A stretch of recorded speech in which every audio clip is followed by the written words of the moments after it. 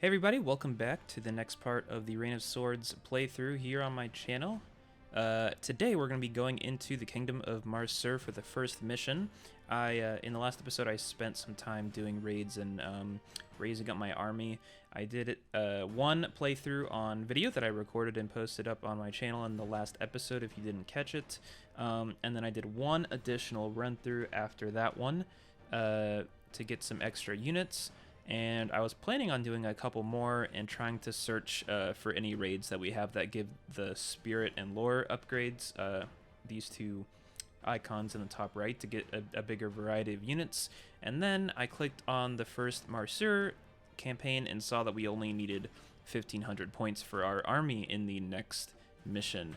And I kind of thought, wow, that defeated the purpose of getting more units. But anyway, on the right-hand side, we'll see that I am back up to 6 foot soldiers. I have 2 halberders as well as the pikemen, which I've had the whole time.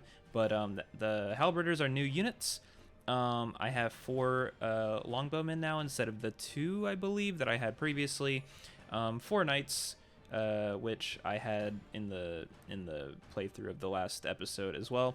And I think the coolest new addition is the horse bowman that has the ability to move and attack on the same turn with a range of 2 to 5. So it is a short bow as opposed to the 2 to 6 range of the archer, but they don't have melee attacks.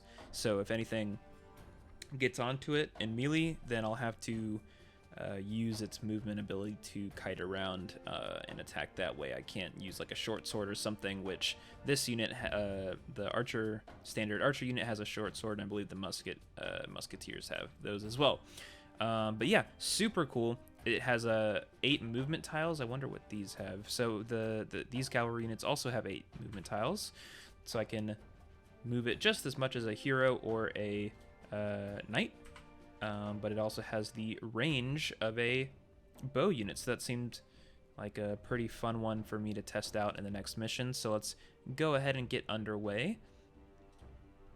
Okay, gather your men, Sergeant. Hold them here for as long as possible, says the guy in the lovely wig here. Okay, and his hero unit left. So is this what we're looking at? Is this garrison of 8 militiamen and 1 footman? Is that all? I guess that's, part of the reason why we only have 1,500. Wow, this unit's only 250 cost. That's surprising. I'm just going to go ahead and use my cavalry so I can just get over there as fast as possible. And then 350. Is that just... Oh, no, miscalculated that. There we go. Why not? Sounds good. East a half-day's march sits Castle Corbeau. Okay. Though it appears a peasant militia has raised to resist our approach. Got it, and I guess that's what we're looking at here. So let's just go ahead. Oh, now that I think about it, I'm pretty sure I remember what happens in this mission from all that time ago playing this game. I'm not sure though, so I won't, mention it. But I think something extra happens than just sieging that one little group of soldiers. But we'll see. Move everything forward here. I don't even know if these units are a good, a good strategy for this mission. Okay, so they're moving off of the houses and into the pathway in the forest and everything, which is interesting. All right. Go ahead and just start hacking away at these guys. Let's go ahead and test out our bow unit here. Oh, and it automatically fires, which isn't great.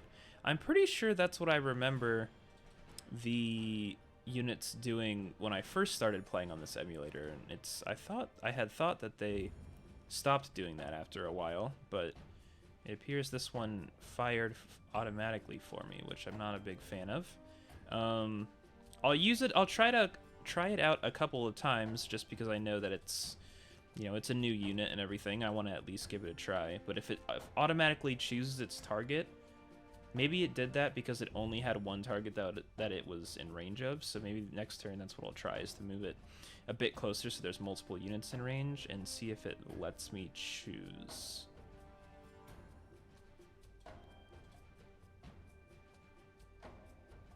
So I'll just go ahead and move it right up like this. Yeah, and it automatically fires. That isn't great.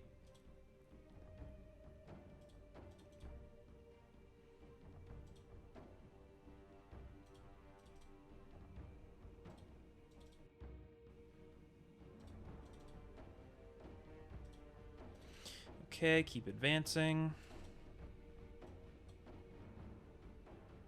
Yep, okay. This is what I thought. It kind of glitched out the dialogue there a bit, but yeah, there's more militia coming out of the houses and whatnot. They're running away, it seems like, which is kind of weird. Don't know what that's all about. I think they're supposed to be attacking me, but nonetheless. Let's go ahead and get this unit onto a house so he can kind of sustain himself. Charge this guy for 67. Ooh, maybe... I think it's just this mission right now that is kind of not letting me select my target. Actually, I want to try something. Give me 1 quick second for a control change that I want to try out. Be right back.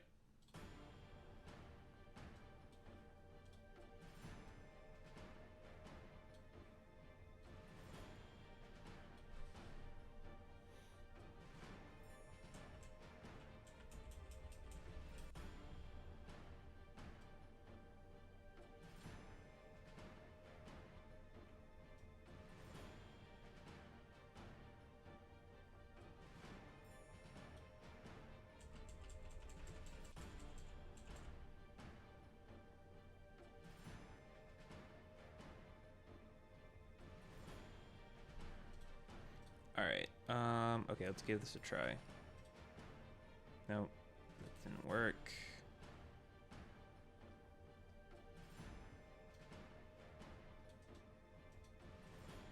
Alright. Yeah, I wanted to see if being in full screen versus not full screen messed with anything in the controls, but I don't believe it did.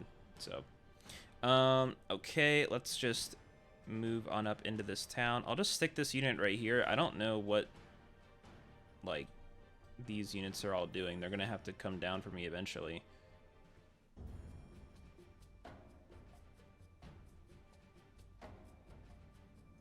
Yeah, so right there, this militiaman went up and attacked my bowman on the horse, and he couldn't reply with melee damage. So that was a pretty that's a pretty big drawback for that unit.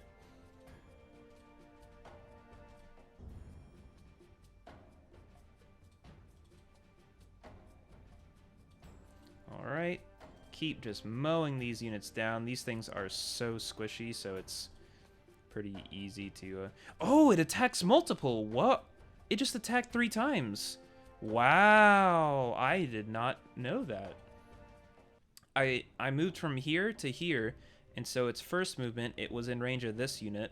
Once it got to here, it was in range of this unit, and then it dropped down and was in range of this, and it attacked.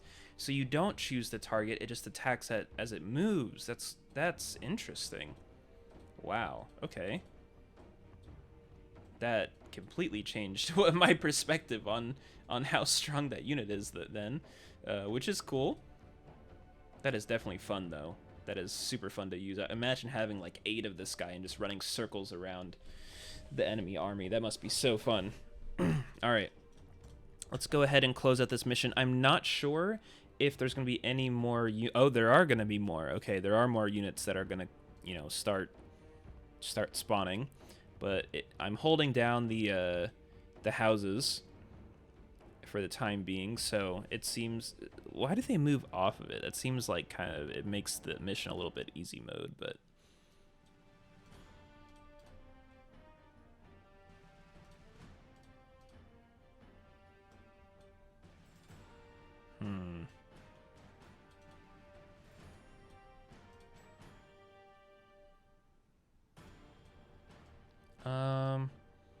let's just move you on down here. Keep these units like this. Finish you off. Alright, that's good for now. Get my units all healed up. No reason to get them off of the healing huts here. These guys are going to move back into range. Alright, and all my units heal up. Keep on fighting. Let's lance this unit, get this unit that's almost dead onto the healing hut and hope it can survive. Move you here. Move you down here to start to take these units out. Same with you. And you can move down to this one. And that's all I'm going to do this turn. Alrighty. So it did finish it off, unfortunate. This guy is just going to absolutely destroy these two units, though.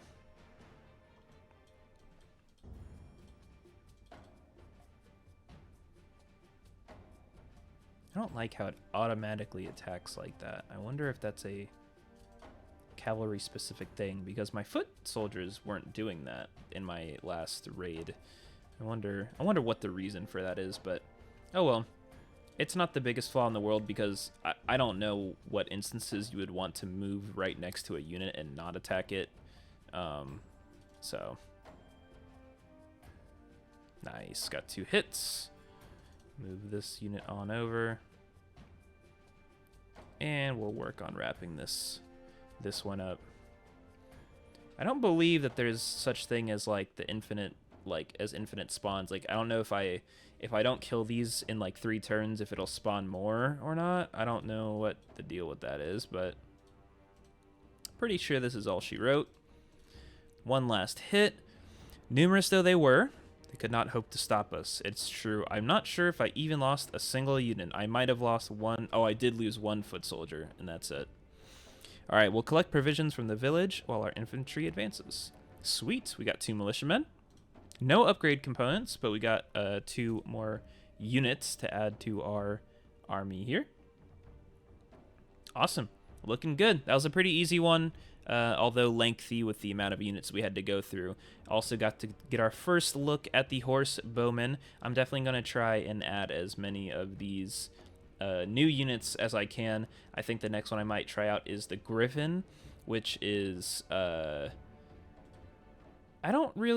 I think it's basically a cavalry unit, except it has this movement that's flying, you know, like quote unquote flying instead of just on the ground. So things like trees, how you can't move through the trees or through castle walls and things like this, I think they don't actually restrict its movement. So you have 8 movement in any direction, and I think you can like go over water and stuff like that too. So it's basically the same thing as a cavalry unit, except its movement like isn't restricted by the terrain around it, basically. So that's a cool one. Definitely give that a try in the next episode. These, the eagle, bear, and stag are transformations of the druid unit, the ability shapeshift. So I don't know why these are labeled here as their own, like, units. You can't actually build into these. You can't get like have these as a deployable unit. It's something that the druid turns into. But yep. So anyways, that'll be it, guys. Thank you for watching this episode of Reign of Swords, where we took down the Marsur 1 mission in the campaign. If you enjoyed it, please do consider subscribing and liking the video. This has been Let Us Play. I'll catch you guys next time. Peace.